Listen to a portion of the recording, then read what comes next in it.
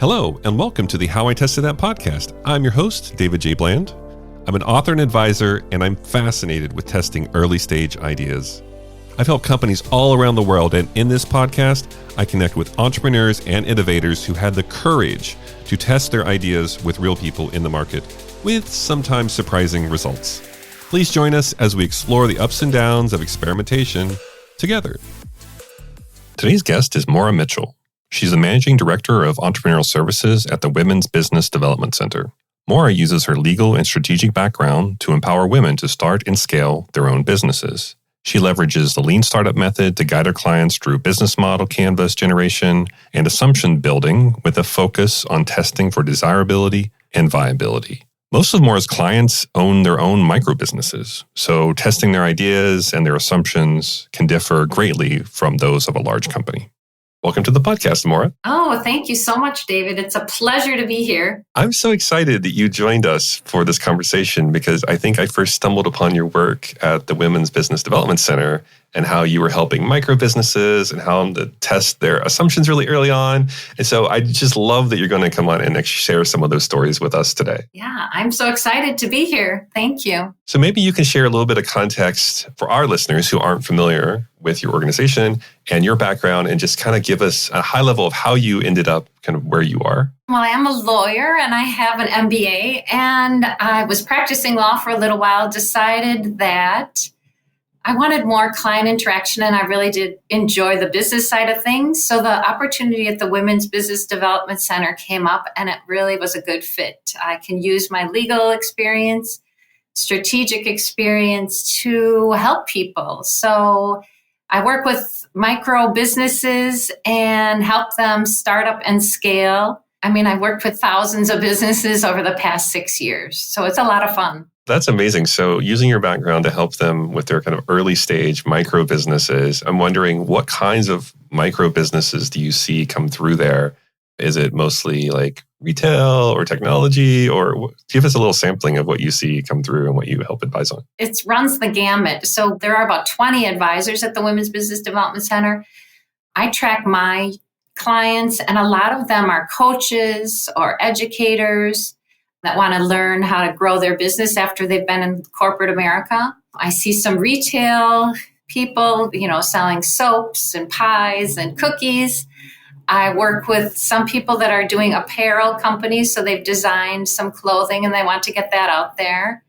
It runs the gamut. That's what makes my job so interesting, because I learn so much every day because someone's coming in with a new idea. Today, I just spoke with a woman who's a human resource coach, and she is out there spreading the word about how to strategize and build values into your human resources. That's amazing. So maybe talk about your overall process, or if you have one, about how you help guide them through, because it feels so messy early on and there's so many different directions you can go.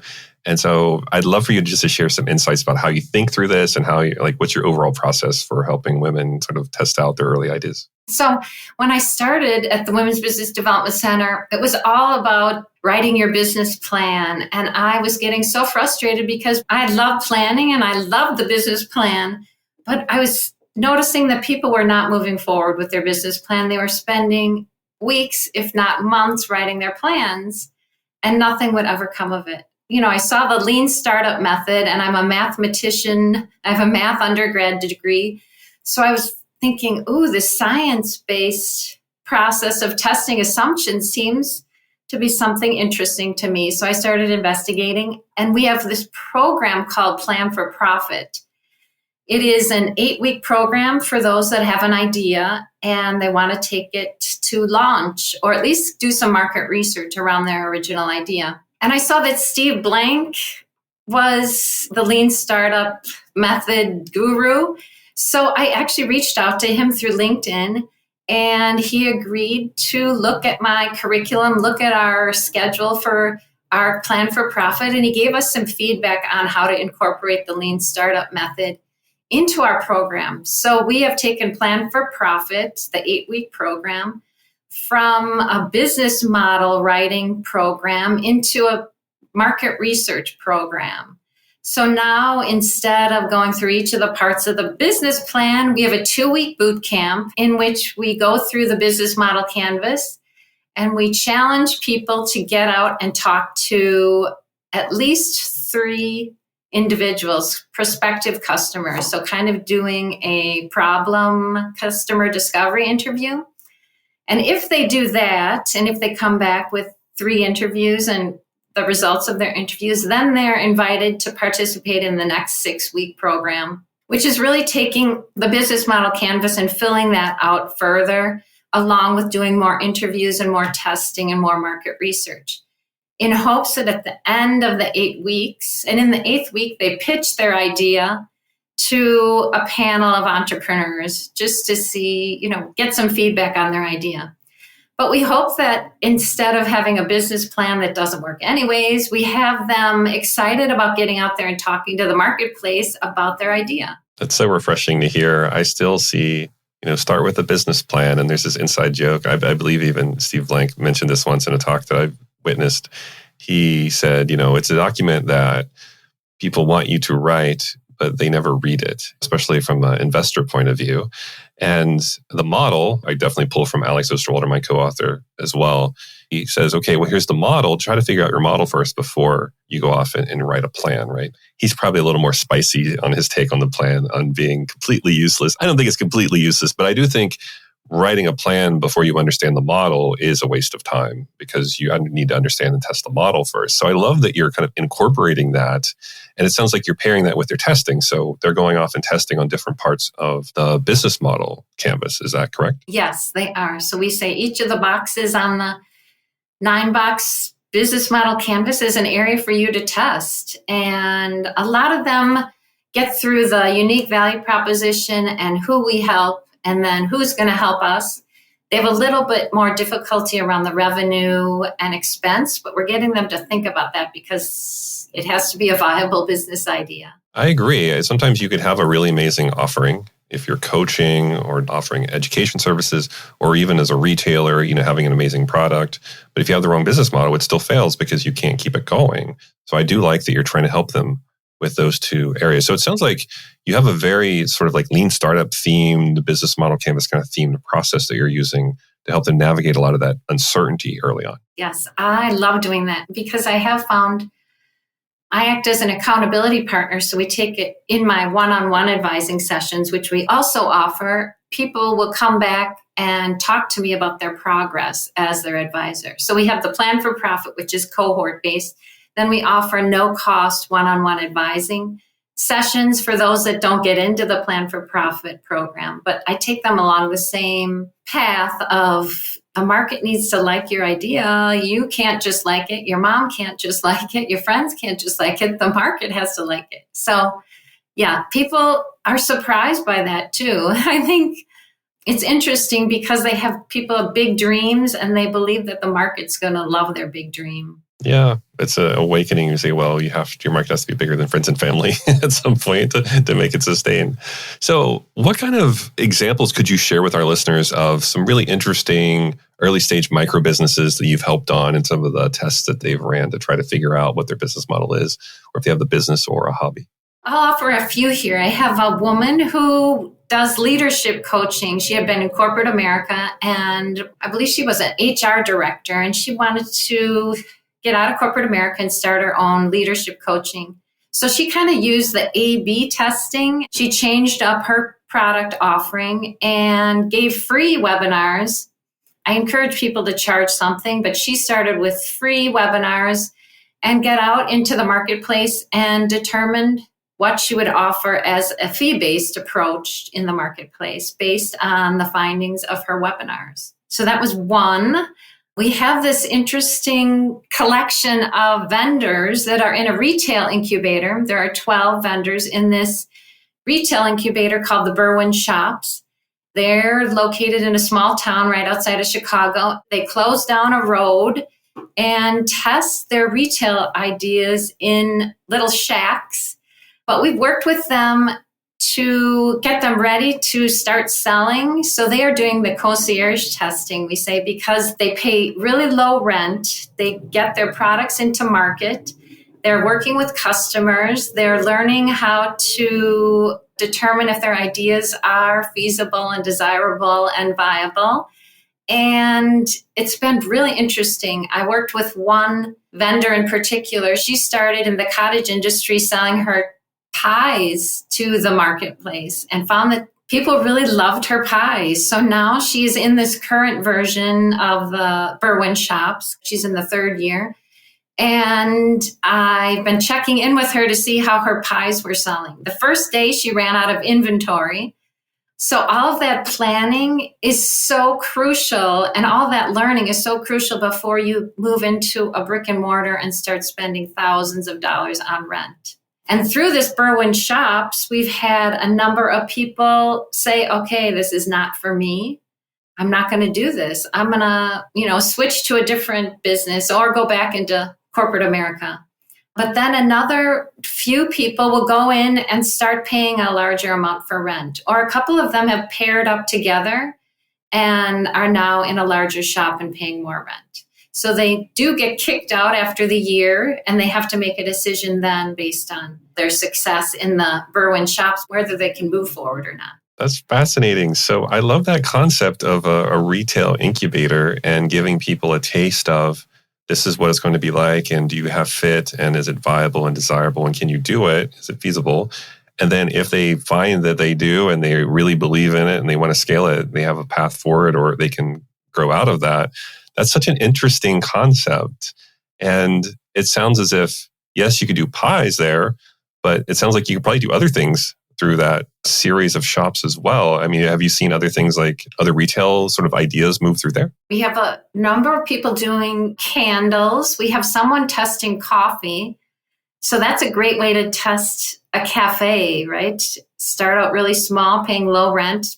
Make sure you can then move into a cafe, because I've had so many clients start in a cafe and figure that, okay, at $3 a cup of coffee, I have to sell thousands and thousands of dollars of coffee in order to pay my rent. So this is an easy way to learn how difficult it is to run a business in a brick and mortar. I'm trying to think who else we have. Yeah, some apparel businesses. It's been really interesting to watch who goes in, who goes forward, and who decides, no, this isn't for me anymore. It reminds me a little bit of, I know in Austin, they have this kind of craze of food trucks, right? But I've seen, people that are really successful with food trucks then move into a restaurant, right? They open a little physical space that's beyond the food truck, or they use pop-up shops, to test out a concept. And then if they get traction, they can go into something more static and a little more permanent. So it sounds as if you're kind of mentoring people as they go through that process, saying, all right, we have something, I have an idea, I'm not totally invested in it yet, but I want to make a proportional investment in it to see if people will pay enough. And then I can start backing my way into my business model of, okay, is this something that I could scale? And it sounds like some people said, well, no, this isn't, and this isn't for me. And others went on and said, yes, this is something that I want to invest more in. So it feels like you have maybe a little bit of both going through that sort of incubator space. Yes, which is really beneficial, because people hate to fail, but it is, and I don't know, I don't like the word failure, but isn't it good if you failed when you spent a little bit of money rather than collapsed under the weight of $6,000 in rent a month? I would say yes. I would say give yourself, we call it proportional investment or metered funding or however you want to frame it, but this idea of you only invest more when you have enough traction to know that this is something you can make work, and you don't know, it's just the next phase or stage gate or whatever it is, how you frame it. But this idea of investing a little more based on the traction, the evidence you have, I think is a smart approach. It's almost very similar to like scientific method applied to business in a way. So that's very curious. So you're working with the retail incubators and you're having retailers go through everything from candles to pies to garments and everything. That's awesome. But you also mentioned you had some coaching, education type people you're working with. Maybe give us maybe a high level example of sort of like how you're working with them and maybe share some stories there as well. I have one client and she said I could use her name. Her name is Tanya Uyigi. She came in through our Plan for Profit program and knew she wanted to do career coaching, but she wasn't sure what her business model was going to be. And people in the class said, why don't you use TikTok to test your idea? So she said, I'm really an introvert. I don't like this idea. But she decided, okay, I'm going to do 3 videos a week, 3 1-minute videos a week. And she has it set up so it's kind of funny because she's got her shoe racks behind her while she's doing these videos. And each video, she covers a topic around career coaching. And she covers things like, how do you write a resume? How do you quit without burning bridges? How do you approach your boss with a topic that's sensitive?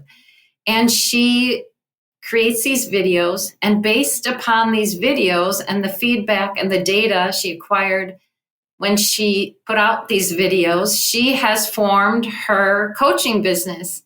And so she said through the messages she's received, the data she's gathered, she's created her business, and she's still iterating today. She has about, I think, 78,000 followers on TikTok. And now she's writing a book, she said, which is really difficult. And she's had some speaking engagements. So she has really grown from someone who wasn't sure about quitting her job to get out there with her coaching idea.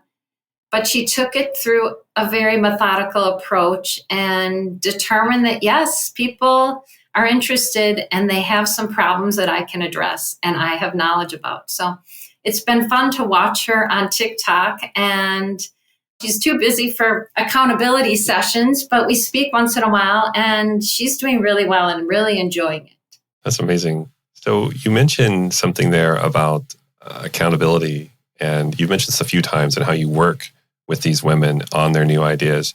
Could you give us a little insight into what that looks like as far as a conversation? You know, what kind of things do they bring to you? What are they struggling with? How are you helping unblock them?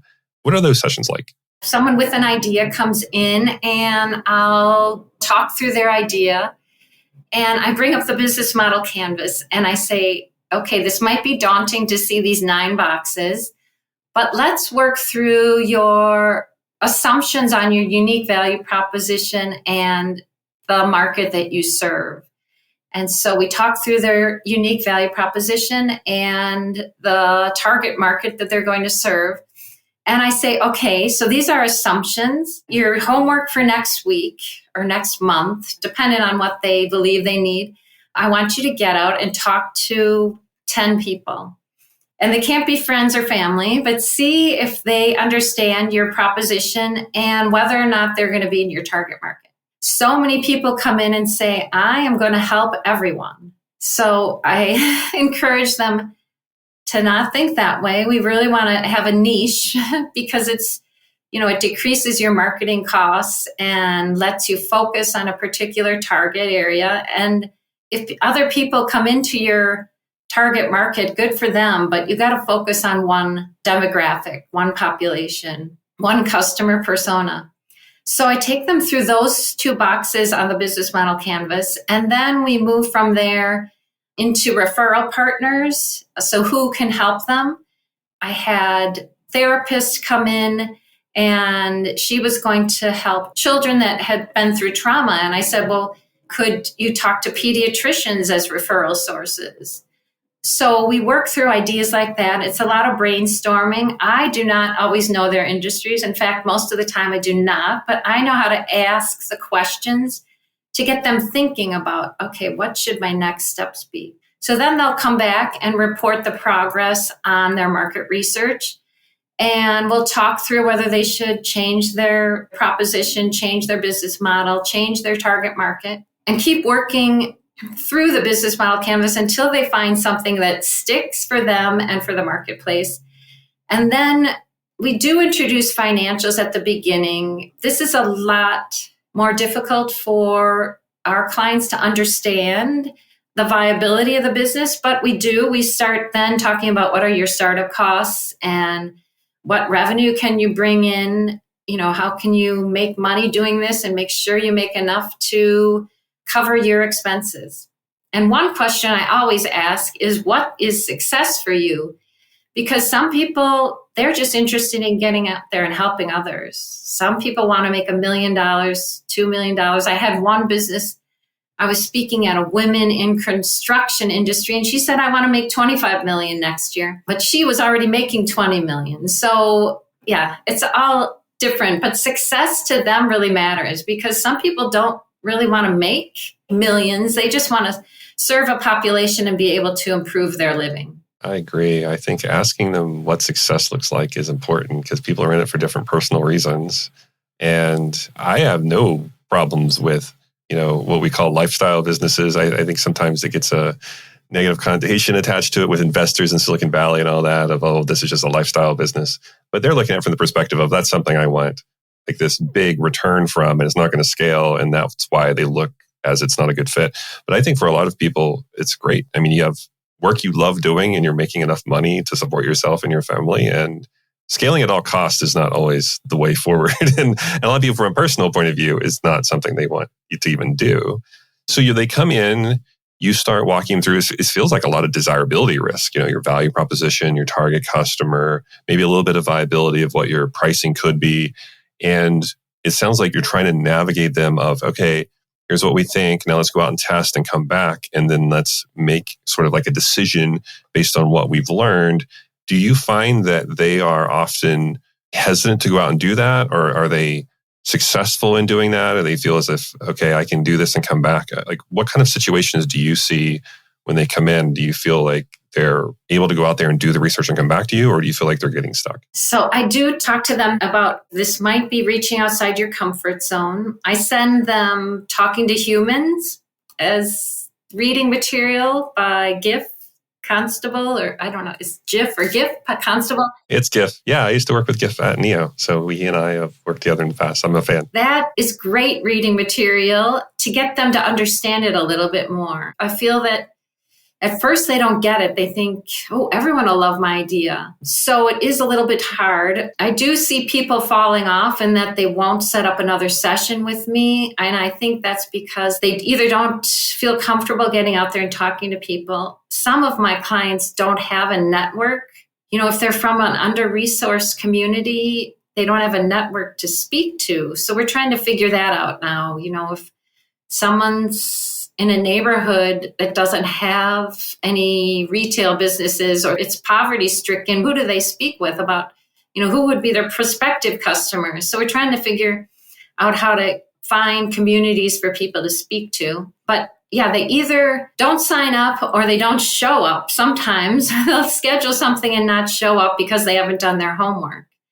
But it's kind of testing from my point of view, of whether, someone has the commitment to it and also the resources to do it. We had that issue come up previously in a previous podcast where we were talking through just this lack of network and lack of connections. We had Craig Elias and Brandy Old on previously, and they were talking through, look, we have a bunch of startup founders that they don't even know how to get to their customers. And so is there a way that we can connect them or help them out or facilitate that conversation in some way? So it's not the first time I've heard this come up. It seems to be a recurring pattern of, well, yes, you're asking me to go out and interview, let's say 10 to 15 sometimes, but you're saying something like 3 even.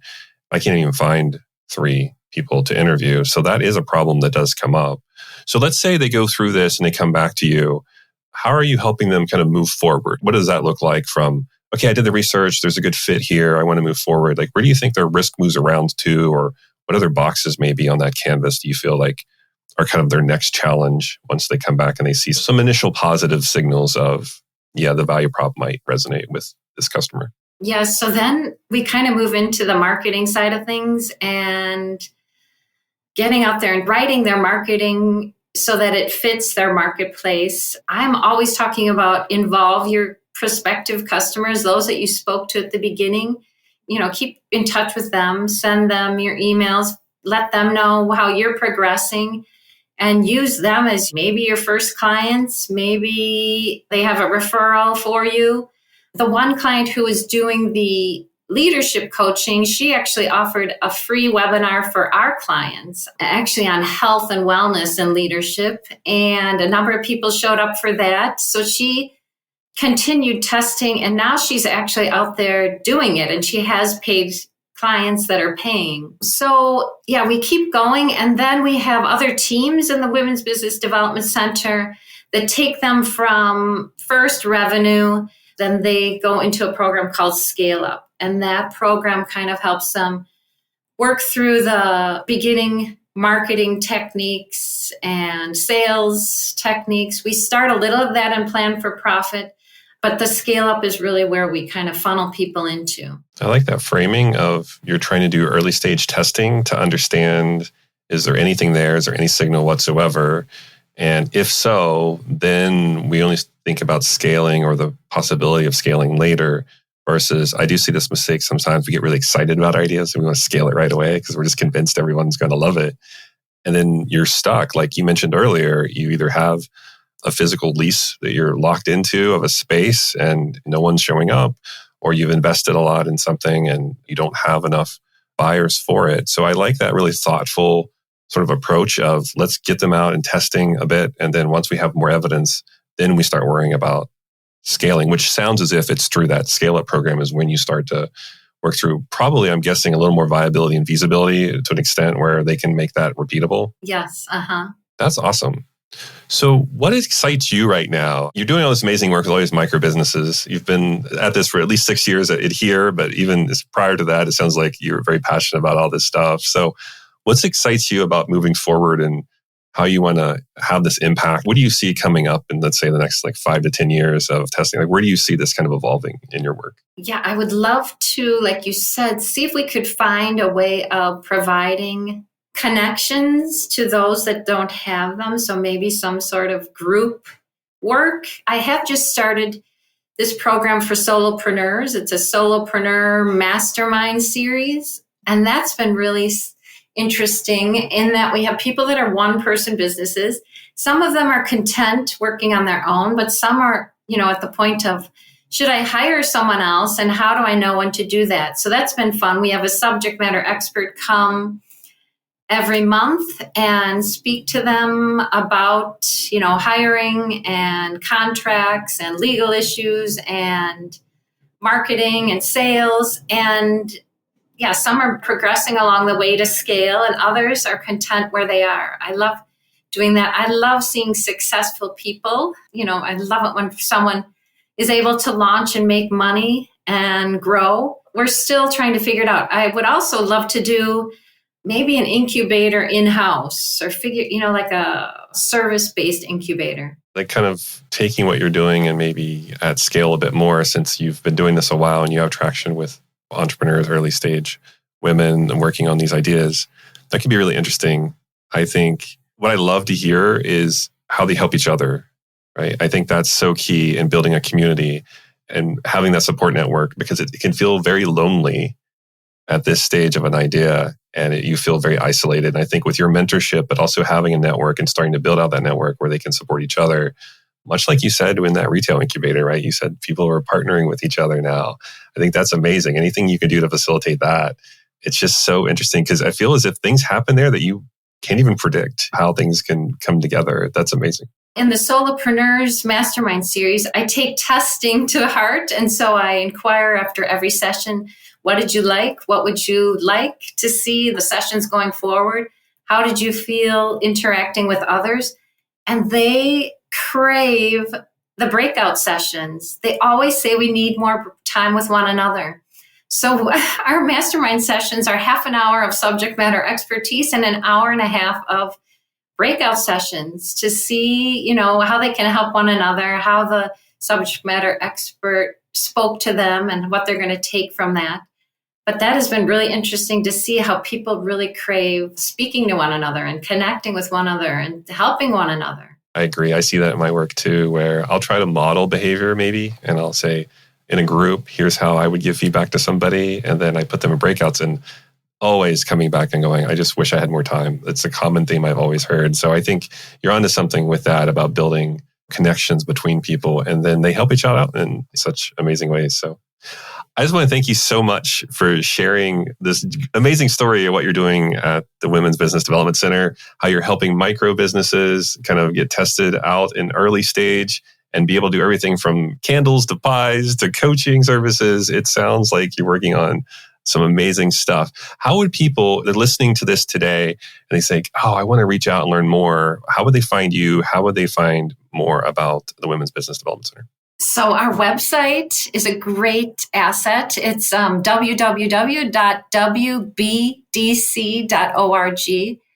And on that, you can see the events that we're offering. It also lists our team, and you can see all of the advisors that are on our team and all of our programming, because we offer the cohort programming like I spoke about for Plan for Profit and then Scale Up. And we also have people that are experts in government contracting and corporate contracting work to scale your business. And we also have an international trade center. So she's helping people export products once they've gotten to a stage that they can handle exports.